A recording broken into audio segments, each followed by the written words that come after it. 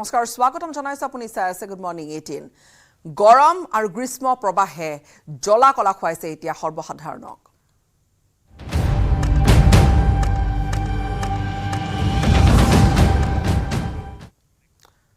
সঁচাকৈ উৎকট গৰম আৰু অসহ্যকৰ যেন হৈ পৰিছে গোটেই পৰিৱেশ নৱতাপৰ কাৰণে ক্ৰমাৎ ঊৰ্ধ্বগামী হৈছে পাৰাস্তম্ভ গুৱাহাটীত 64 বছৰৰ পিছত ভংগ হ'ল গৰমৰ অভিলেখ মে মাহত গুৱাহাটীত 40 ডিগ্ৰী অতিক্ৰম কৰিছে পাৰাস্তম্ভই শনিবাৰৰ দিনটোত অভিলেখ শনিবাৰৰ দিনটোত গুৱাহাটীত সৰ্বোচ্চ তাপমাত্ৰা আছিল 40.3 ডিগ্ৰী সেলসিয়াছ 1960 চনৰ পহিলা মেৰ দিনা তাপমাত্ৰা আছিল 40.3 ডিগ্ৰী সেলসিয়াছ অৰ্থাৎ এই 6টা দশকৰ পিছত এই ঊৰ্ধ্বগামী হৈছে পাৰাস্তম্ভ অভিলেখ সৃষ্টি কৰিছে 1960 চনৰ পিছৰ পৰা ৰাজ্যত 40 ডিগ্ৰী স্পৰ্শ কৰা নাই পাৰাস্তম্ভই 64 বছৰৰ পিছত গুৱাহাটীৰ পাৰাস্তম্ভই 40 ডিগ্ৰী অতিক্ৰম কৰাত ব্যাহত হৈ পৰিছে মহানগৰবাসীৰ সাধাৰণ জীৱন যাত্ৰা কিন্তু আজিৰে পৰা কিছু হয়তো নিম্নগামী হ'ব পাৰাস্তম্ভ কিন্তু আজিও পুৱাৰে পৰাই ৰ'দে খাও খাও মূৰ্তি ইতিমধ্যে ধৰিছে যদিও পিছৰ ভাগলৈকে কিছু পাৰাস্তম্ভ নিম্নগামী হ'ব তুলনামূলকভাৱে বুলি অনুমান কৰা হৈছে অৱশ্যে আজি গুৱাহাটীৰ সৰ্বোচ্চ তাপমাত্ৰা 37ৰ পৰা 38 ডিগ্ৰী লৈকে থকাৰ সম্ভাৱনা গুৱাহাটী বিশেষকৈ গুৱাহাটীৰ লগতে ৰাজ্যৰ প্ৰতিখন জিলাত 5ৰ পৰা 7 ডিগ্ৰী লৈকে বৃদ্ধি পাইছে পাৰাস্তম্ভ স্বাভাৱিকতকৈ আৰু প্ৰায়বোৰ স্থানতে উৎকট গৰমৰ লগতে বৃদ্ধি পাইছে আৰ্দ্ৰতা আৰু যাৰ পৰিপ্ৰেক্ষিতত এই ধৰণৰ এটা চাৰিওফালে উৎকট গৰমৰ পৰিপ্ৰেক্ষিতত স্বাভাৱিক জীৱন যাত্ৰা ব্যাহত হোৱা ছবি নৱতাপৰ কাৰণে ক্ৰমাৎ ঊৰ্ধ্বগামী হৈছে পাৰাস্তম্ভ আৰু সঁচাকৈ এই গ্ৰীষ্ম প্ৰবাহে জ্বলাকলা খুৱাইছে অভিলেখ হৈছে 64 বছৰৰ পিছত অভিলেখ হৈছে আৰু এই মুহূৰ্তত আমি পোনপটীয়াকৈ আমাৰ জ্যেষ্ঠ সাংবাদিক বলেন ভট্টাচাৰ্যৰ সৈতে সংযুক্ত হৈছো বলেন 64 বছৰৰ পিছত গুৱাহাটীৰ পাৰাস্তম্ভই 40 ডিগ্ৰী অতিক্ৰম কৰিছে ইয়াৰ পূৰ্বে 60 চনত হৈছিলে ক্ষমা কৰিব 1960 চনত হৈছিলে 40 ডিগ্ৰী হৈছিলে তেতিয়া আৰু তাৰ পিছত এই 64 বছৰৰ পিছত এই ধৰণৰ ঊৰ্ধ্বগামী পাৰাস্তম্ভ সঁচাকৈ স্বাভাৱিক জীৱন যাত্ৰা বাৰুকৈ ব্যাহত হৈছে কিন্তু সকাহ কেতিয়া নিশ্চয়কৈ গীতাশ্ৰী দেখিব পোৱা গৈছে গুৱাহাটী মহানগৰবাসী তথা ৰাজ্যবাসী এতিয়া ঘৰৰ পৰা বাহিৰলৈ ওলাই অহা মানে তেখেতসকলে দুশ্চিন্তাত ভোগে বা দবাৰ ভাবিবলগীয়া হৈছে কাৰণ পৰিৱেশ তথা দেখিব পোৱা গৈছে জলবায়ুৰ যি পৰিৱৰ্তন সেই পৰিৱৰ্তনে বিশেষভাৱে জ্বলাকলা খুৱাইছে সৰ্বসাধাৰণ প্ৰতিগৰাকী লোকক কাৰণ ঘৰত থকা আৰু ঘৰৰ পৰা বাহিৰলৈ অহাৰ পিছতেই তেখেতসকলৰ আচলতে বাহিৰৰ যি এই তাপমাত্ৰা সেই তাপমাত্ৰাত আচলতে চম্ভালিবলৈ যথেষ্টখিনি অসুবিধা হয় আৰু সেয়েহে দেখিবলৈ পোৱা গৈছে যে যোৱাকালিৰ দিনটো গুৱাহাটী মহানগৰীৰ ৰাজপথত তেনে এটা হেৰেঙা পৰিৱেশ দেখিবলৈ পোৱা গৈছিল আৰু আজিও দেখিব পোৱা গৈছে যিহেতুকে আজি বন্ধৰ দিন দেওবাৰ আৰু বন্ধৰ দিন দেওবাৰৰ দিনটোতো দেখিবলৈ পোৱা গৈছে পুৱাৰ সময় যিহেতুকে আমি দেখুৱাইছোঁ যে ব্যস্তপূৰ্ণ গুৱাহাটী মহানগৰ বুলি ক'লে আচলতে দেওবাৰতো যেন অন্ত নাথাকে দেওবাৰ দেখিবলৈ পোৱা গৈ সেই ঠিক একেই আচলতে কৰ্মৰ যিখিনি ব্যস্ততা বা অন্যান্য যিখিনি কাম কাজৰ ব্যস্ততা থাকে কিন্তু আজি এই মুহূৰ্তত আমি উপস্থিত আছোঁ 6 মাইলৰ আৰু 6 মাইলৰ আমি পৰিৱেশ কিছু দেখুৱাবলৈ লৈছোঁ যে ৰাজপথত তেনে এটা হেৰেঙাৰ পৰিৱেশ এই মুহূৰ্তত যদিও বা সময় পুৱা 8 বাজিছে 8 বাজি অতিক্ৰম কৰিব লৈছে কিন্তু তেনে অৱস্থাত দেখিবলৈ পোৱা যথেষ্টখিনি হেৰেঙা পৰা পৰিৱেশ দেখিবলৈ পোৱা গৈছে ইয়াৰ অন্তৰালত বা কাৰণ যদি নিহিত হয় উৎকট গৰম আৰু উৎকট গৰমৰ বাবে আচলতে ঘৰৰ পৰা বাহিৰলৈ ওলাই আহিবলৈ যথেষ্টখিনি কঠিন হৈছে বা ভাবিবলগীয়া দবাৰ হৈছে বাইদেউ আপুনি ছাতি লৈ বাহিৰলৈ আহিছে আমি কথা যথেষ্টখিনি গৰম নহয় জানো কেনেকুৱা ধৰণৰ বাহিৰলৈ আহিবলৈকে ভয় কৰাৰ লগা হৈছে ভয় লাগে ইমান গৰম ঘৰত থাকিলে অলপ শান্তি পোৱা যায় নহয় জানো আৰু আমাৰ মই আকৌ ইয়াৰ নহয় গাঁৱৰ ক'ত ঘৰ আপোনাৰ জাগীৰ ৰোড তাত কেনেকুৱা গৰম একে খালি গছৰ তলত গ'লে অলপ ভাল পাওঁ আৰু মানে কাৰেণ্ট থাকেনে কাৰেণ্ট নাই কালি বতাহ দিয়াৰ পৰা নাই গোটেই ৰাতিখনো নাই ৰাতিপুৱা এতিয়া আহিছেনে নাজানো মই পুৱাৰ অলপ কাম থকাৰ কাৰণে আহিলোঁ অৰ্থাৎ ক'ব পাৰি যে গীতাশ্ৰী এফালে উৎকট গৰম আৰু আনফালে যদি চোৱা হয় তেতিয়াহ'লে দেখিবলৈ পোৱা গৈছে যে লোড শ্বেডিং আৰু সেয়াও বিদ্যুতৰ লুকা ভাকুৱেও সমানেই জ্বলাকলা খুৱাইছে আৰু এই যি ঊৰ্ধ্বগামী পাৰাস্তম্ভ সকাহ কেতিয়া কাইলৈৰ দিনটোত কিন্তু ৰেড এলাৰ্টো আছে যে বৰষুণ হ'ব খুব বেছি অতিমাত্ৰা বৰষুণ হ'ব বৃষ্টিপাত হ'ব বুলি কোৱা হৈছে কিন্তু সেই বৰষুণলৈকে এফালে আগজাননী আৰু তাৰ মাজতে বৰষুণলৈকে যেন অধীৰ অপেক্ষা এজাক সপোন যেন বৰষুণৰ বাবে যেন অপেক্ষা আমি বলেন সঁচাকৈ এই আপুনি যিটো পৰিৱেশ দেখুৱাইছে এয়া 8 বাজিবলৈ এতিয়া 3 মিনিটমান আছে আৰু এতিয়াই ছাতি লৈ হাতত ওলাবলগীয়া পৰিৱেশ এটা ভাষ্য আছে জুবিন গাৰ্গৰ আমি এই ভাষ্যটো শুনাই ল'ম দৰ্শকক দাদা যথেষ্ট এতিয়া পাৰাস্তম্ভ বৃদ্ধি পাইছে, যথেষ্ট উষ্ণতা বাঢ়িছে, গৰমৰ প্ৰকোপ বাঢ়িছে, প্ৰকৃতিক সুৰক্ষাৰ ওপৰত আপুনি কি কয়? গছ গছনি সন্দৰ্ভত সেইটোতো লাগিয়ে আছোঁ আমি। আমাৰ ফেন ক্লাব মই আমি প্ৰত্যেক বছৰ আমি বহুত গছ ৰুওঁ বিভিন্ন জেগাত, আৰু গ্ল'বেল ৱাৰ্মিং এটা হৈছে চব জেগাত, সকলোতে প্ৰভাৱ পৰিছে, অকল ইণ্ডিয়াত বুলি নহয় বেলেগ দেশতো পৰিছে। চ' আমি সজাগ হ'ব লাগিব আৰু প্ৰকৃতিক ভালকৈ জীয়াই ৰাখিব লাগিব, তেতিয়া গোটেই বেলেঞ্চত থাকিব গোটেই ইক'চিষ্টেমটো। চ' সকলোৱে সেইকাৰণে সজাগ হ'বলৈ অনুৰোধ জনাইছোঁ, আৰু গছ গছনিৰ প্ৰতি মৰম, সজাগতা, সংৰক্ষণ সেইবিলাক কথা গুৰুত্ব দিব লাগিব, তেতিয়া চব ঠিক থাকিব। শিল্পীগৰাকীয়ে কৈছে সজাগতাৰ কথা বা গছপুলিৰ কথা। বলেন কংক্ৰিটৰ জংঘল গুৱাহাটী, আৰু সেইবাবে হয়তো যি গৰমৰ অনুভৱ সেয়া অধিক হয়। তাপমাত্ৰা 40 ডিগ্ৰী অতিক্ৰম কৰিছে, আৰু যি হাৰত আচলতে গুৱাহাটীৰ আশে পাশে থকা বনাঞ্চলবোৰ শেষ হৈ আহিছে, গুৱাহাটীত গছ গছনি কটা হৈছে, সেয়াও কিন্তু এটা অন্যতম কাৰণ যে অকণমান সকাহ বুলিবলৈ পথৰ কাষত সেই এজোপা গছো নাই। নিশ্চয়কৈ সেই কথাখিনি আচলতে লক্ষণীয়, কাৰণ সময়ে সময়ে পৰিৱেশ সংৰক্ষণ পৰিৱেশৰ ধৰা বা গছ গছনিসমূহ ৰোপণৰ ক্ষেত্ৰত বাৰ্তা প্ৰেৰণ কৰা হয়, কিন্তু সেয়া আচলতে বাৰ্তা হৈও সময়ত পৰিলক্ষিত হয়, কিন্তু সেয়া বাস্তৱ আৰ্হিত আচলতে নহয়। আৰু একেদৰে যদি চোৱা হয় কংক্ৰিট গুৱাহাটী মহানগৰীৰ এই মুহূৰ্তত যদি চোৱা হয়, এতিয়া শীততাপ নিয়ন্ত্ৰিত সেইসমূহ বাহনে বিশেষভাৱে প্ৰভাৱিত বিস্তাৰ কৰিছে, কাৰণ গুৱাহাটী মহানগৰীত চলাচল কৰা প্ৰায় 99% বাহনতে আচলতে শীততাপ নিয়ন্ত্ৰিত সেই বাহন, আৰু সেই বাহনসমূহে বিশেষভাৱে এতিয়া গুৱাহাটী মহানগৰীৰ অন্যতম এক কাৰণৰূপেও বহুতে বিবেচনা কৰিব বিচাৰে। যি ধৰণে আচলতে গুৱাহাটী মহানগৰীৰ গছ গছনি ৰোপণৰ ক্ষেত্ৰত দেখিবলৈ পোৱা গৈছে যে এই মুহূৰ্তলৈকে তেনেকুৱা ধৰণৰ ব্যৱস্থা নহয়, যদিও বা গছ গছনি ৰোপণৰ জৰিয়তে ৰাজ্য চৰকাৰে দেখিবলৈ পোৱা গৈছে বিশ্ব ৰেকৰ্ড তথা গিনিজ বুক অফ ৰেকৰ্ড গঢ়াৰ তেখেতসকলে লক্ষ্য লৈছিলে, বা সেইধৰণে তেখেতসকলে ৰেকৰ্ডো গ্ৰহণ কৰিলে, কিন্তু তাৰ সমান্তৰালভাৱে সেইসমূহ প্ৰতিপালন কৰা, সেইসমূহ জীয়াই ৰখাৰ ক্ষেত্ৰত কিন্তু তেনেকুৱা ধৰণৰ পদক্ষেপ নহ'ল, আৰু যাৰ কাৰণে দেখিবলৈ পোৱা গৈছে যদিওবা সেয়া এটা বছৰ পূৰ্বৰ পৰিৱেশ আছিলে, কিন্তু ক'ব পাৰি যে বাস্তৱায়িত কৰিবলৈ এইসমূহ কাৰ্যক্ৰম কৰি দীৰ্ঘম্যাদী কিছু ব্যৱস্থাৰ হয়তো প্ৰয়োজনীয়তা আছে গীতাশ্ৰী, কিন্তু সেইসমূহ ব্যৱস্থা আজি পৰ্যন্ত ব্যৱস্থা হৈ উঠা নাই। গতিকেহে দেখিবলৈ পোৱা গৈছে যে জলবায়ুৰ এই ধৰণৰ পৰিৱৰ্তন, আৰু যাৰ কাৰণে যোৱাকালিৰ দিনটোতে দেখিবলৈ পোৱা গ'ল যে অতিপাত তাপমাত্ৰা, আৰু সেই তাপমাত্ৰাই বিশেষভাৱে অতুষ্ট কৰিছে প্ৰতিগৰাকী লোকক। এতিয়া হয়তো শিল্পী জুবিন গাৰ্গে কোৱাৰ ধৰণে হয়তো প্ৰতিগৰাকী লোকেই সজাগ সচেতন হ'ব লাগিব, আৰু ভৱিষ্যতৰ দিনৰ কথা লক্ষ্য ৰাখি সকলোৱে হয়তো গছ গছনি ৰোপণৰ দৰে বা অন্যান্য যিসমূহ কাৰক থাকিব পাৰে তাপমাত্ৰা ৰোধৰ কাৰণে যিখিনি ব্যৱস্থা ল'ব লাগে সেইগৰাকী হয়তো এতিয়া সকলোৱে লোৱাৰ প্ৰয়োজনীয়তা আহি পৰিছে। নিশ্চিত ৰূপত হয়তো সেইখিনি নকৰিলে হয়তো আগন্তুক বছৰবোৰত কিন্তু বৰ বিপদজনক এখন ছবি হ'বলৈ গৈ আছে, কিয়নো আজিৰ পৰা 10 বছৰ আগত এই ধৰণৰ গৰমৰ কথা বা 20 বছৰ পূৰ্বে এই ধৰণৰ গৰমৰ কথা বা এই যে আমি গোলকীয় উষ্ণতাৰ কথা পাতোঁ, এইবোৰ হয়তো ড্ৰয়িং ৰুমত বহি পতা কথা বা আড্ডাত পতা কথা আছিলে, কিন্তু এয়া যেন মৰ্মে মৰ্মে উপলব্ধি কৰিছোঁ যে হয় সঁচাকৈয়ে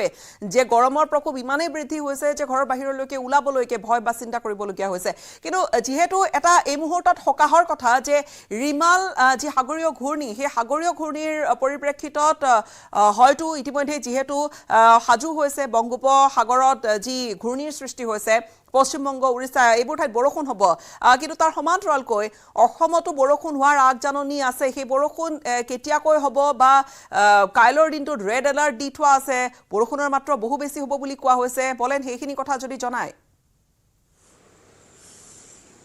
নিশ্চয়কৈ দেখিব পোৱা গৈছে যে 3 দিন ধৰি আচলতে এই বৰষুণ থাকিব বুলি বতৰ বিজ্ঞান কেন্দ্ৰৰ তৰফৰ পৰা সেই কথা অৱগত কৰা হৈছে, আৰু অহাকাইলৈ বিশেষভাৱে ধাৰাসাৰ বৰষুণৰ প্ৰকোপ থকাৰ সম্ভাৱনা ব্যক্ত কৰা হৈছে। কিন্তু দেখিব পোৱা গৈছে যিহেতুকে আজিও আচলতে সেয়া দেখিব বতৰ বিজ্ঞান কেন্দ্ৰই কৈছিল যে আজিৰ দিনটোত বতৰ ডাৱৰীয়া থাকিব, আৰু বতৰ ডাৱৰীয়া থাকি ঠায়ে ঠায়ে বৰষুণ থাকিব, আৰু অহাকাইলৈ সতৰ্কতা জাৰি কৰা হৈছে। গতিকে আজিৰ দিনটোত কিন্তু বতৰ বিজ্ঞান কেন্দ্ৰই যি ধৰণৰ আচলতে আগতীয়া জাননী আগবঢ়াইছিলে সেই ধৰণে কিন্তু এই মুহূৰ্তলৈকে দেখিবলৈ পোৱা নাই। হয়তো বতৰ বিজ্ঞান কেন্দ্ৰই সেই কৰা পূৰ্বানুমান বা যিখিনি আচলতে তথ্য ভিত্তিত তেখেতসকলে আগবঢ়ায় সেয়া হয়তো কিমান সত্যাসত্য প্ৰমাণিত হয় সেয়া লক্ষণীয় হ'ব। কিন্তু একেদৰে ক'ব পাৰি যে এই বিশেষভাৱে এই বতৰ ক্ষেত্ৰত যে সকলোৱে এতিয়া বিচাৰে যে আপুনি প্ৰথম বাক্যত যি উল্লেখ কৰিছিলে যে এজাক সপোনৰ বৰষুণৰ অপেক্ষাত এতিয়া সকলোৱে সঁচাকৈ এতিয়া গুৱাহাটী মহানগৰবাসী অন্তৰ আত্মাৰে বিচাৰিছে এজাক বৰষুণ, সপোন যেন বৰষুণে আহক, আৰু এই বৰষুণ যাকে অকণমান হ'লেও তাপমাত্ৰা কমাওক, আৰু ইয়াৰে যেন আশা এতিয়া কেৱল মহানগৰবাসী বুলিয়েই নহয় সমগ্ৰ ৰাজ্যবাসী। বলেন বিদায় ল'ম আপোনাৰ পৰা, ধন্যবাদ। আৰু এই ধৰণৰ এটা ভয়ানক পৰিস্থিতি গৰমৰ, আৰু এই যি 60টা দশকত এই 40 ডিগ্ৰী অতিক্ৰম কৰা 1960 চনত হৈছিলে মে'ৰ 1 তাৰিখে আৰু তাৰপিছত 40 ডিগ্ৰী অতিক্ৰম কৰিছে গুৱাহাটীত আৰু ভয়ানক হৈ পৰিছে গুৱাহাটীৰ পৰিৱেশ বিশেষকৈ কংক্ৰিটৰ জংঘলৰ পৰিৱেশ গাঁও অঞ্চলত যদিও বা গছৰ ছাঁ আছে কিন্তু সঁচাকৈ বৰ চিন্তনীয় এই ঊৰ্ধ্বগামী পাৰাস্তম্ভ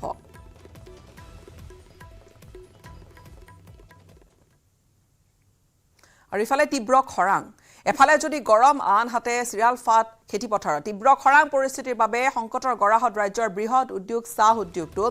বৰষুণৰ অভাৱত কেঁচা চাহপাতৰ উৎপাদন প্ৰায় বন্ধ হোৱাৰ উপক্ৰম ঘটিছে আমি দৃশ্য আপোনালোকক দেখুৱাইছো চাহ বাগিচাৰ পৰিৱেশ প্ৰচণ্ড ৰ'দৰ বাবে চাহ গছ শুকাই মৰি যোৱাৰ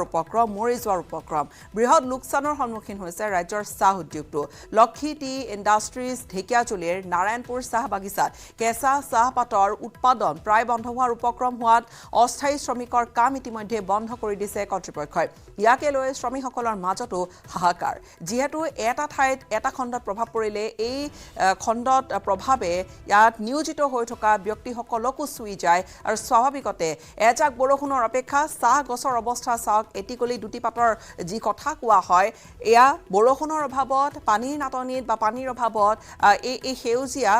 যি এটা আৱৰণ তাৰ ঠাইত এতিয়া এই মৰহি যোৱা পাতৰ এটা ৰং দেখা গৈছে বৰষুণৰ অভাৱত কেঁচা চাহপাতৰ বা কেঁচা চাহৰ ক্ষেত্ৰত যথেষ্ট এটা সমস্যাৰ সন্মুখীন হৈছে ঢেকিয়াজুলিৰ পৰা আমি বিশেষ ৰিপৰ্ট আগবঢ়াইছো আমাৰ সাংবাদিক হৰেণ ভূমিজৰ নিশ্চয়কৈ ৰাজ্যৰ চাহ উদ্যোগ এতিয়া সংকটৰ গৰাহত খৰাং সদৃশ পৰিস্থিতিৰ বাবে এতিয়া বিপদ ঘণ্টা বাজিছে ৰাজ্যৰ চাহ উদ্যোগসমূহত বৰষুণৰ বাবে কেঁচা চাহপাতৰ উৎপাদন প্ৰায় বন্ধ হোৱাৰ উপক্ৰম হৈছে চাহ উদ্যোগসমূহত যাৰ ফলত এতিয়া হাহাকাৰ পৰিৱেশৰ সৃষ্টি হৈছে সমান্তৰালকে শোণিতপুৰ জিলাৰ ঢেকিয়াজুলিৰ নাৰায়ণপুৰ চাহ বাগিচাতো এতিয়া একেই অৱস্থা বৰষুণৰ বাবে এতিয়া এই নাৰায়ণপুৰ চাহ বাগিচাৰ চাহ গছসমূহ এতিয়া শুকাই যোৱাৰ উপক্ৰম হৈছে আনপিনে এতিয়া কৃষকসকলো এটুপি পানীৰ বাবে হাহাকাৰ কৰিব লগা হৈছে এই নাৰায়ণপুৰ চাহ বাগিচাত এতিয়া কেঁচা চাহপাতৰ উৎপাদন প্ৰায় বন্ধ হোৱাৰ পথত যাৰ বাবে এতিয়া ইয়াত যিসকল অস্থায়ী শ্ৰমিক আছে তেওঁলোকৰ কাম বন্ধ কৰি দিয়া হৈছে আৰু যিসকল স্থায়ী শ্ৰমিক আছে তেওঁলোককহে কাম দিয়া হৈছে আৰু মই যিটো স্থানত আছোঁ এয়া হৈছে ঢেকিয়াজুলিৰ যি নাৰায়ণপুৰ চাহ বাগিচা এই চাহ বাগিচাখনত দেখা গৈছে যি চাহ গছ আচলতে শুকাই যোৱাৰ উপক্ৰম হৈছে কেঁচা চাহপাতৰ উৎপাদন নাই সেইবাবে এতিয়া এই চাহ বাগিচাখনৰ যিসকল অস্থায়ী শ্ৰমিক আছে তেওঁলোকৰ কাম ইয়াত কিছু পৰিমাণে বন্ধ কৰি দিয়া হৈছে আনফালে যিসকল স্থায়ী শ্ৰমিক আছে তেওঁলোককহে কাম দিয়া হৈছে কিয়নো কেঁচা চাহপাতৰ উৎপাদন নাই সেইবাবে এতিয়া বিপদ ঘণ্টা বাজিছে এই চাহ উদ্যোগটো আৰু মই কথা পাতিম ইয়াৰ যিসকল চাহ শ্ৰমিক আছে তেওঁলোকৰ সৈতে আমি এইটো ধৰণৰ এতিয়া আহিছোঁ বৰিং লগাইছোঁ বৰিং বাগান আছে গছ জ্বলি গৈছে গছ জ্বলি গৈছে চাহ গছ জ্বলি গৈছে চাহ গছ জ্বলি গৈছে সেইটো কাৰণে এতিয়া বৰিং লগাব লগা এইটো পানী নাই বৰিং লাগিছে বাগানত মানুহেই নাই দেখোন কাম কৰা নাই মানুহ নাইতো পাতেই নাই তোৰ কি ক'ত কাম কৰিব পাতেই নাই পাত নাই জ্বলি গৈছে বাগান পাত চাত নাই আৰু এতিয়া পাৰ্মিট যিবিলাক আছে তেওঁলোকে কাম এইটো দিছোঁ কাম ফাল্টুবিলাক নাই বন্ধ কৰিছে পাতবিলাক শুকাই গৈছে পানী নাই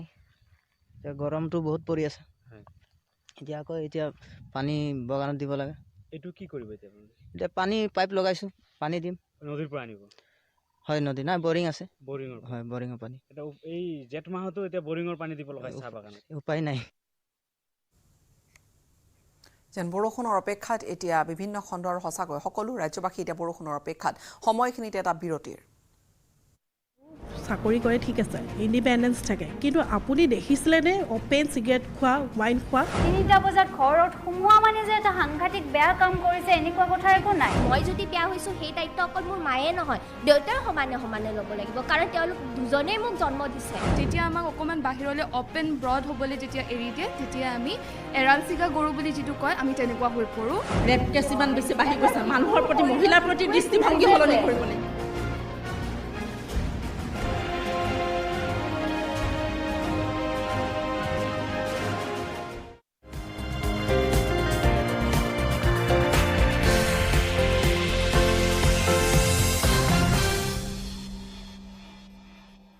দিশ নাই এই কথা অমিত শ্বাহে ইতিমধ্যে স্পষ্ট কৰি দিছে গতিকে প্ৰথমবাৰৰ কাৰণে নিৰ্বাচনৰ দামখুমীয়াত প্ৰধানমন্ত্ৰী নৰেন্দ্ৰ মোদীয়ে তেওঁৰ উত্তৰাধিকাৰী কোন হ'ব সেই কথা স্পষ্ট কৰিলে আৰু বিভিন্ন সময়ত তেওঁ পৰিয়ালকেন্দ্ৰিক যি ৰাজনীতিৰ পোষকতা বিভিন্নজনে কৰে ইয়াৰ বিৰোধিতা কৰি আহিছে তেওঁৰ মতে এটা দল যদি এটা পৰিয়ালে পৰিচালনা কৰে পিতৃৰ পিছত পুত্ৰৰ পিছত তেওঁৰ পুত্ৰই যদি পৰিচালনা কৰে সেয়া পৰিয়ালকেন্দ্ৰিক ৰাজনীতি কোনোবা যদি ৰাজনৈতিক নেতাৰ পুত্ৰই স্বভাৱসুলভভাৱে বা ঘৰত পোৱা পৰিৱেশৰ কাৰণে ৰাজনীতিলৈ আহিছে আৰু তলৰ পৰা তেওঁ ৰাজনীতিৰ যিডাল জখলা সেই জখলাডাল বগাইছে তেতিয়া সেই ৰাজনীতিক বা সেই প্ৰক্ৰিয়াক পৰিয়ালকেন্দ্ৰিক ৰাজনীতিক নহয় বুলি নৰেন্দ্ৰ মোদীয়ে পূৰ্বতে স্পষ্ট কৰি দিছিলে সেই এক বিষয়ে আমি প্ৰথমতে গম পালো উত্তৰাধিকাৰী কোন হ'ব অকমান সমীক্ষা বা পৰিসংখ্যাৰ বিশ্লেষণ কৰোঁ দুখন ছবি আমাৰ সন্মুখত আহি পৰিছে যদিও বা ছবিখন পৰিষ্কাৰ হ'বলৈ আৰু কেইটামান দিনহে বাকী 4 জুলাইত আমাৰ সন্মুখত ফলাফল থাকিব বিভিন্ন চেফলজিষ্টে ক'ব বিচাৰিছে এইবাৰ এনডিএ যি পৰিসংখ্যা এনডিএৰ জিকি অহা আসনৰ সংখ্যা বা এনডিএ 272খন আসন স্পৰ্শ কৰিব নোৱাৰিব বিজেপি সীমিত হৈ থাকিব 250ৰ পৰা 60ৰ ভিতৰত আৰু বিজেপিৰ সহযোগী দলসমূহে আৰু যদি 10খন বা 20খন আসন আনি দিব পাৰে তেতিয়া বিজেপিৰ আসনৰ সংখ্যা 268 বা 200 বিজেপি প্লাছৰ অৰ্থাৎ এনডিএৰ আসনৰ সংখ্যা 270তে সীমিত হৈ থাকিব এনডিএ এবাৰ মেজিক নম্বৰ স্পৰ্শ নকৰে বুলি একাংশ চেফলজিষ্টে ক'ব বিচাৰে তাৰে অন্যতম হৈছে যোগেন্দ্ৰ যাদৱ তেওঁ সেই ধৰণৰ মন্তব্য কৰি ইউটিউবত ভিডিঅ' আপলোড কৰিছে আন একাংশ চেফলজিষ্টে ক'ব বিচাৰে অতি সহজে নৰেন্দ্ৰ মোদী পুনৰ প্ৰধানমন্ত্ৰী হ'ব বিজেপিয়ে সহযোগী দলসমূহৰ লগ লাগি চৰকাৰ গঠন কৰিব এই কথা স্পষ্ট কৰি দিছে এনে ধৰণৰ পূৰ্বানুমান কৰিছে প্ৰশান্ত কিশোৰে তেওঁ কৈছে বিজেপিয়ে 370 এক লক্ষ্য স্থিৰ কৰি ল'লে 370খন স্পৰ্শ নকৰিলেও যদিও বা 330খন বা 310খন বা 300খনো আসন পায় বিজেপিয়ে বা বিজেপিৰ সহযোগী দলসমূহে বা এনডিএ 300খন আসন পালেও সহজে বিজেপিয়ে চৰকাৰ গঠন কৰি বিজেপিৰ নেতৃত্বত চৰকাৰ গঠন কৰি হ'ব নৰেন্দ্ৰ মোদী প্ৰধানমন্ত্ৰী হ'ব আৰু প্ৰশান্ত কিশোৰে কয় 370খন আসনৰ বা 400খন আসনৰ এক লক্ষ্য স্থিৰ কৰি এই কথা ৰাজহুৱাকৈ বিজেপিয়ে কৌশলগত কাৰণত সেই কথা ৰাজহুৱা কৰিছিলে আৰু 370খন আসনৰ কথা ৰাজহুৱা কৰাৰ কৌশলৰ আঁৰৰ কাহিনীটো হৈছে এটা নেৰেটিভ সৃষ্টি কৰা যিটো নেৰেটিভৰ বাইনাৰী হ'ব বিজেপিয়ে 370খন আসন বা বিজেপি প্লাছে 400খন আসন পাবনে নাই পাব নে নাপায় এইটো হৈছে নেৰেটিভ বিজেপি হাৰিবনে জিকিব নৰেন্দ্ৰ মোদী প্ৰধানমন্ত্ৰী হ'বনে নহয় এই দিশত নেৰেটিভ সৃষ্টি নহ'ল নেৰেটিভ সৃষ্টি হ'ল বিজেপিয়ে 400খন আসন বিজেপিয়ে 370খন আসন পাব নে নাপাব আৰু এই নেৰেটিভ সৃষ্টি কৰাৰ দিশত এই যি ষ্ট্ৰেটেজি আপকি বাৰ 400 পাৰ বা বিজেপিৰ 300 আসনৰ লক্ষ্য সেই ষ্ট্ৰেটেজি কাৰ্যকৰী হ'ল আৰু সেই কাৰ্যকৰী হোৱাৰ পিছত সেই ষ্ট্ৰেটেজিত সেই কৌশল ফলপ্ৰসূ হ'ল আৰু সেই কাৰণে আজিৰ তাৰিখত প্ৰশান্ত কিশোৰৰ মতে আজিৰ তাৰিখত বাইনাৰীটো হৈছে বা আজিৰ তাৰিখত চিন্তাধাৰাটো হৈছে বিজেপিয়ে 370খন পাব নে নাপায় বিজেপি হাৰিবনে জিকিব সেই দিশত আলোচনা হোৱা নাই আলোচনা হৈছে বিজেপিয়ে 370খন পাব নে নাপায় যদিও বা বিজেপিয়ে 300খন আসন পালেও বিজেপিৰ সহযোগী দলে বিজেপি বা এনডিএ 272-273খন আসন পালেও চৰকাৰ গঠন কৰিব পাৰিব গতিকে তেনেধৰণৰ এটা নেৰেটিভ সৃষ্টি কৰাৰ দিশত সেই কৌশল অৱলম্বন কৰা হৈছিল আৰু যদি কিছু পৰিসংখ্যাৰ বিশ্লেষণ কৰোঁ 2019ৰ দুই এটা পৰিসংখ্যা বিশ্লেষণ কৰি আমি আজিলৈ বিদায় মাগিম বিজেপিয়ে 2019 চনত 224খন আসনত 50%তকৈ অধিক ভোট পাই জয়ী হৈছিল 224খন আসনত 303খন আসনৰ 224খন আসনত বিজেপিৰ প্ৰাৰ্থীজনে তেওঁৰ কণ্টেণ্ডাৰজনতকৈ অৰ্থাৎ দ্বিতীয় স্থানত থকা প্ৰাৰ্থীজনতকৈ 50%তকৈ অধিক ভোট পাইছিল আৰু বাকী অন্য 50% ডিষ্ট্ৰিবিউট হৈ আছিলে দ্বিতীয় স্থান তৃতীয় স্থান চতুৰ্থ স্থান পঞ্চম স্থানত থকা কেণ্ডিডেটসমূহৰ মাজত এককভাৱে বিজেপিয়ে 50তকৈ অধিক ভোট পাইছিলে 224টা সমষ্টিত আৰু বাকী 49, 48, 45% আনসকলে পাইছিলে আৰু মন কৰিব ইয়াৰে 153টা সমষ্টিত দ্বিতীয় স্থানত আছিল কংগ্ৰেছ অৰ্থাৎ কংগ্ৰেছক 153টা সমষ্টিত 50%তকৈ অধিক ভোট লাভ কৰি কংগ্ৰেছক পৰাভূত কৰি 153টা সমষ্টিত বিজেপি জয়ী হৈছিল আৰু 224টা সমষ্টিত বিজেপিৰ 50%তকৈ অধিক ভোট শ্বেয়াৰ আছিল আৰু ইয়াৰে 153টা সমষ্টিত কংগ্ৰেছক বিজেপিয়ে পৰাভূত কৰিছিল তেনেস্থলত কংগ্ৰেছে যদিহে তেওঁলোকে শাসনলৈ অহাৰ এক পৰিৱেশৰ সৃষ্টি কৰাৰ কথা কৈছে, তেওঁলোকে এই যি পৰিসংখ্যা, এই পৰিসংখ্যাক ৰিভাৰ্চ কৰিব লাগিব। আৰু এই পৰিসংখ্যাক ৰিভাৰ্চ কৰাটো কিমান কঠিন বা কিমান সহজ হ'ব সেই কথা আমি 4 জুন তাৰিখে গম পাম। তাৰ সমান্তৰালকৈ যদি আমি মাৰ্জিনৰ কথালৈ চাওঁ, মাৰ্জিনৰ দিশলৈ চাওঁ, মাৰ্জিনৰ দিশতো তেনেধৰণৰ কিছু পৰিসংখ্যা আহি পৰে, যিবোৰ পৰিসংখ্যাই বিজেপিৰ পক্ষত এক নেৰেটিভৰ সৃষ্টি কৰাত সহায় কৰে। এটা সৰু পৰিসংখ্যা দিব বিচাৰিছোঁ। 2019 চনত 131টা সমষ্টিত যিকোনো দলে এনি পাৰ্টি 3 লাখ যিকোনো দলে 131টা সমষ্টিত 3 লাখতকৈ অধিক ভোট মাৰ্জিনত জয়ী হৈছিলে। 3 লাখতকৈ অধিক ভোট মাৰ্জিন এটা বৃহৎ মাৰ্জিন, কাৰণ এটা সমষ্টিত প্ৰায় 10 লাখৰ পৰা 12 লাখ ভোটাৰ্ছ থাকে। এই 131টা সমষ্টিৰ 105টা সমষ্টিয়ে বিজেপিয়ে দখল কৰিছিল। অৰ্থাৎ 2019 চনত 131টা সমষ্টিৰ 105টা সমষ্টি বিজেপিয়ে 3 লাখতকৈ বেছি মাৰ্জিনত জয়ী হৈছিলে। এয়া পৰিসংখ্যাই কয়। গতিকে এনেধৰণৰ 5 লাখ মাৰ্জিনত জয়ী হোৱা বিজেপিয়ে জয়ী হোৱা 2019 চনত বিজেপি জয়ী হোৱা সমষ্টিৰ সংখ্যা হৈছে 15। ইয়াৰে 13টাতে তেওঁলোকে কংগ্ৰেছক পৰাজিত কৰিছিলে। তেনেধৰণৰ আৰু পৰিসংখ্যা আছে। 4 লাখৰ পৰা 5 লাখত বিজেপি জয়ী হোৱা 2019 চনত সমষ্টিৰ সংখ্যা হৈছে 29। তাৰে 19টা সমষ্টিয়ে কংগ্ৰেছৰ বিৰুদ্ধে, কংগ্ৰেছত 19টা সমষ্টিতে কংগ্ৰেছ দ্বিতীয় স্থানত আছিল বা কংগ্ৰেছক পৰাভূত কৰিছিল। এনে বহু পৰিসংখ্যা আছে যিবোৰ পৰিসংখ্যাই বিজেপিৰ সপক্ষে এক ছবি আমাৰ সন্মুখত দাঙি ধৰে। কিন্তু মই পুনৰ কৈছোঁ 4 জুন তাৰিখে পিকচাৰখন পৰিষ্কাৰ হ'ব। কিন্তু তাৰ সমান্তৰালকৈ কংগ্ৰেছৰ কিন্তু 2014 চনত যি ভোট শ্বেয়াৰ আছিলে,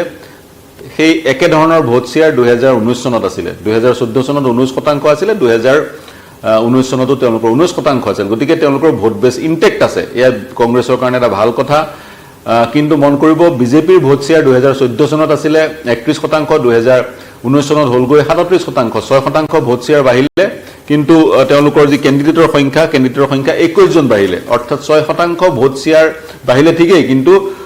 2014 চনত তেওঁলোকৰ যিমান প্ৰাৰ্থী জয়ী হৈছে 11:30 বজাত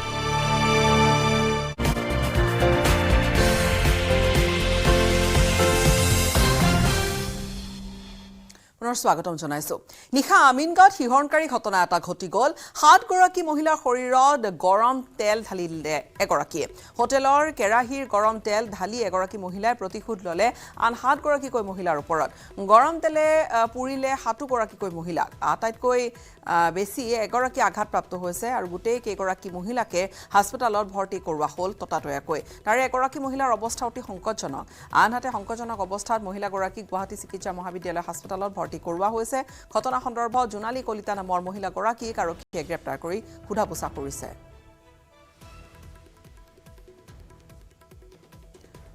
উত্তৰ গুৱাহাটীৰ পৰা আমাৰ সাংবাদিক ৰন্তু বৈশ্য সংযুক্ত হৈছে ফোনযোগে এই মুহূৰ্তত। ৰন্তু, যি ধৰণৰ ঘটনা এটা ঘটিলে আপোনাৰ পৰা জানিম আচলতে কি কাৰণত মহিলাগৰাকী এই ধৰণে গৰম তেল আন কেইগৰাকী মহিলাৰ গালৈ ঢালি দিছিল, আৰু এতিয়া যিহেতু গ্ৰেপ্তাৰ কৰা হৈছে মহিলাগৰাকীক। হয় গীতাশ্ৰী, এক গাৰ নোম শিয়ৰি উঠা ঘটনা সংঘটিত হৈছে আমিনগাঁও নুমলী জলাহত, আৰু যোৱাকালি নিশাৰ ভাগত সংঘটিত হৈছে এই ঘটনা। আৰু এই ঘটনাত প্ৰায় 8 গৰাকী মহিলা গুৰুতৰভাৱে আহত হৈছে আৰু তেওঁলোকৰ চিকিৎসাধীন হৈ আছে। জানিব পৰা মতে জোনালী কলিতা নামৰ মহিলাগৰাকীৰ লগত কিছু মতানৈক্য হৈছিল স্থানীয় মহিলাৰ, আৰু যাৰ পৰিণতিত তেওঁৰ ওপৰত কৈফত তলব কৰিছিল এগৰাকী স্থানীয় মহিলাই। আৰু কৈফত তলব কৰাৰ পিছতেই তেওঁ সেই মহিলাগৰাকীক জোনালী কলিতাই বেয়াকৈ মাৰধৰ কৰে। ইয়াৰ পিছতে স্থানীয় মহিলাসকলে তেওঁৰ ওপৰত বিচাৰ কৰে, আৰু বিচাৰত তেওঁক নিমন্ত্ৰণ জনায়, কিন্তু নিমন্ত্ৰণ জনোৱাত তেওঁ নাহিল জোনালী কলিতা। আৰু নহাৰ পিছতেই তেওঁৰ ঘৰলৈ গৈছিল গোটেই দলটো, মহিলাৰ দলটো গৈ তেওঁক পুনৰ মাতিছিল, কিন্তু মাতোতেই তেওঁ তেতিয়া হোটেলত কাম কৰি আছিল আৰু তপতাই থোৱা গৰম কেৰাহীৰ তেল ঢালি দিছিল সেই মহিলাৰ দলটোত। আৰু এই তেল পৰি এগৰাকী মহিলা গুৰুতৰভাৱে আহত হোৱাৰ লগতে বাকী 6 গৰাকী মহিলা আহত হৈছে আৰু এটি শিশু এটি প্ৰায় 8 বছৰীয়া শিশু আহত হৈ চিকিৎসাধীন হৈছে আৰু এই ঘটনাই সমগ্ৰ অঞ্চলটো জোকাৰি গৈছে এক অমানৱীয় ঘটনা এক শিহৰণকাৰী ঘটনা আৰু সঁচাকৈ অমানৱীয় বুলি ক'ব লাগিব কাৰণ কিয়নো ৰাজ্যত প্ৰায় গৰমে সকলো ৰাজ্যবাসীক ধৰিছে আৰু এনে সময়তে তপতাই থোৱা তেল ঢালি দিছে মানুহৰ গাত এক অমানৱীয় আচৰণ বুলিয়ে ক'ব লাগিব মহিলাগৰাকীক গ্ৰেপ্তাৰ কৰিছে ইতিমধ্যে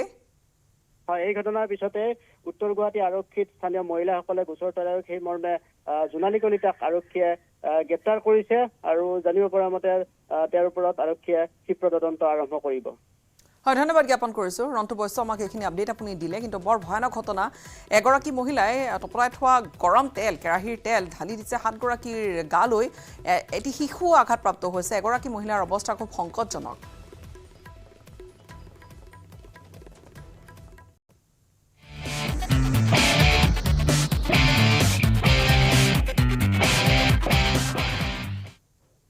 চ্যাম্পিয়ন হ'ব কোন আজি IPLৰ ফাইনেল কিতাপ দখলৰ যুঁজেৰে খেলপথাৰত নামিব কলকাতা নাইট ৰাইডাৰ্ছ আৰু ছানৰাইজাৰ্ছ হায়দৰাবাদ সন্ধিয়া 7:30 বজাত চেন্নাই MA চিদাম্বৰম ষ্টেডিয়ামত অনুষ্ঠিত হ'ব ফাইনেল খেলখন আৰু বৰ্তমানলৈকে IPLৰ ইতিহাসত কলকাতা নাইট ৰাইডাৰ্ছে 3বাৰকৈ ফাইনেলত প্ৰৱেশ কৰি দুবাৰ চেম্পিয়ন হৈছে 2012 আৰু 2014 আৰু তাৰ পিছত 2021ত ফাইনেল খেলিছে কলকাতা নাইট ৰাইডাৰ্ছে 2012 আৰু 2014ত IPLৰ কিতাপ দখল কৰিছিল কলকাতা নাইট ৰাইডাৰ্ছে আনহাতে এতিয়ালৈকে 2016 চন আৰু 2018 চনত দুবাৰকৈ ফাইনেলত প্ৰৱেশ কৰিছিল ছানৰাইজাৰ্ছ হায়দৰাবাদে 2016 চনত RCB কাঠ উইকেটত পৰাস্ত কৰি IPLৰ কিতাপ দখল কৰিবলৈ সক্ষম হৈছিল ছানৰাইজাৰ্ছ হায়দৰাবাদে আনহাতে এইবাৰৰ IPLত কলকাতা নাইট ৰাইডাৰ্ছ আৰু ছানৰাইজাৰ্ছ হায়দৰাবাদ দুবাৰ মুখামুখি হৈছে দুয়োবাৰে কলকাতা নাইট ৰাইডাৰ্ছে জয়লাভ কৰিছে অন্তিমবাৰৰ বাবে প্ৰথমখন কোৱালিফায়াৰ মেচত ছানৰাইজাৰ্ছ হায়দৰাবাদ পৰাস্ত হৈছিল আৰু এতিয়া ক্ৰিকেট প্ৰেমীৰ অপেক্ষা আজিৰ মেচখনলৈকে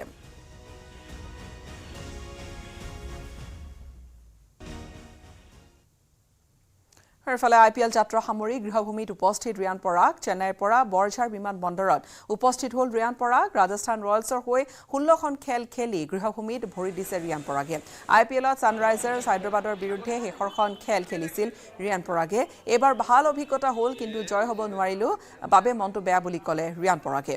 ৰিয়ানৰ পৰৱৰ্তী লক্ষ্য ভাৰতীয় ক্ৰিকেট দল আৰু বৰঝাৰ বিমানবন্দৰত উপস্থিত হৈ এই মন্তব্য ৰিয়ান পৰাগৰ ইমান এটা ভাল লগা নাই কালি ৰাতি হাৰিছিলোঁ এই ইমান এটা কালি হাৰটো মানে এতিয়ালৈকে হোৱা নাই সোমোৱা নাই ভালকৈ এতিয়ালৈকে সেইটোৱে অলপ মাথাত চলি আছে বাকী একো নাই ছিজনটো ভাল গৈছে টীমক এটা ষ্টেজলৈকে আনিব পাৰিছোঁ সেইটো কথা আৰু এটা বস্তু ভাল লাগিছে যে অকল পাৰফৰ্মেঞ্চ দি মোৰ ভাল হোৱা নাই বাট টীমৰ বহুতখিনি এটা হেল্প হৈছে খুবেই ভাল লাগিছে বহুত এনেকুৱা ক্ৰিকেটাৰ মোক বেয়াও কৈছে ন যোৱা বছৰ তাৰ আগৰ বছৰতে ভাইটি ভাল কোৱা বেয়া কোৱা মোৰ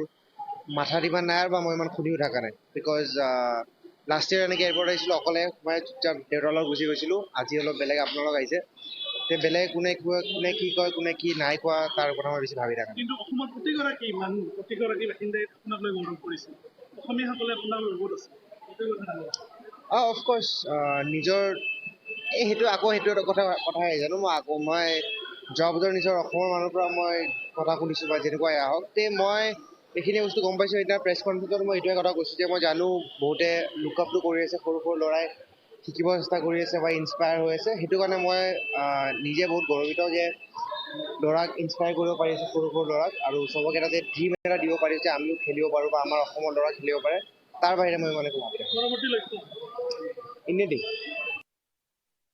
ছোৱালী মানুহ চাকৰি কৰে ঠিক আছে ইণ্ডিপেণ্ডেঞ্চ থাকে কিন্তু আপুনি দেখিছিলেনে অপেন চিগাৰেট খোৱা ৱাইন খোৱা 3টা বজাত ঘৰত সোমোৱা মানে যে এটা সাংঘাতিক বেয়া কাম কৰিছে এনেকুৱা কথা একো নাই মই যদি বেয়া হৈছোঁ সেই দায়িত্ব অকল মোৰ মায়ে নহয় দেউতাৰ সমানে ল'ব লাগিব কাৰণ তেওঁলোক দুজনেই মোক জন্ম দিছে যেতিয়া আমাক অকণমান বাহিৰলৈ অপেন ব্ৰড হ'বলৈ যেতিয়া এৰি দিয়ে তেতিয়া আমি এৰাল চিগা গৰু বুলি যিটো কয় আমি তেনেকুৱা হৈ পৰোঁ ৰেপ কেছ ইমান বেছি বাঢ়ি গৈছে মানুহৰ প্ৰতি মহিলাৰ প্ৰতি দৃষ্টিভংগী সলনি কৰিব লাগিব